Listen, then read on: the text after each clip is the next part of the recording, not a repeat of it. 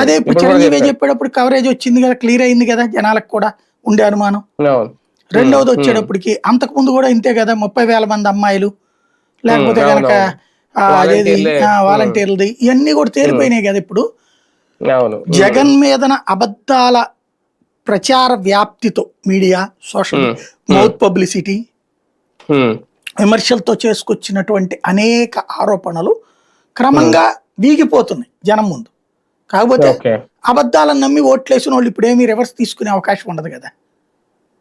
అది కొంత వీళ్ళకి సంతోషం, అంత మించేం లేదు. కొంతవరకు ఇష్యూ షార్ట్ అవుట్ చేసుకునే వచ్చారు, అయిపోయింది ఇంకా టోటల్ క్లియర్ సైలెంట్. నాకు అదే నవ్వు వచ్చింది ఏంటంటే, ఇట్లాంటివి కాస్త సీక్రెట్ గా చేసుకోవాలి, అంటే పరామర్శించడం వరకు అనేసి లోపల మాట్లాడుకుని ఉండొచ్చును. కానీ చిరంజీవి ఓపెన్ గా స్టేట్మెంట్ ఇచ్చాక కూడా జ్వరం అన్న పేరుతో ఇంట్లో ఉన్నటువంటి పవన్ కళ్యాణ్, ఆయన చూసుకుంటున్నట్టు పేరుతో ఉన్నటువంటి నాగబాబు, నిన్న వచ్చేటప్పటికి పవన్ కళ్యాణ్ స్వయంగా ఆయనే రిసీవ్ చేసుకుంటే, నాకు అప్పట్లో రైతు ఈ ఆకస్మిక తనిఖీలు చేసేవాళ్ళు చంద్రబాబు మొదట్లో బాధ్యతగానే ఉండేది, గబక్కన స్పాట్కి వెళ్ళేసి ఏంది ఇదంతా అని అడగటం, శానిటైజేషన్ ఏంటి అదేంటి ఇదేంటి అని. కొన్నాళ్ళు పోయాక ఈ ప్రభుత్వ ఉద్యోగులు వీళ్ళు కాంప్రమైజ్ అయిపోయి రెవెన్యూ వాళ్ళకి తెలుస్తుంది కదా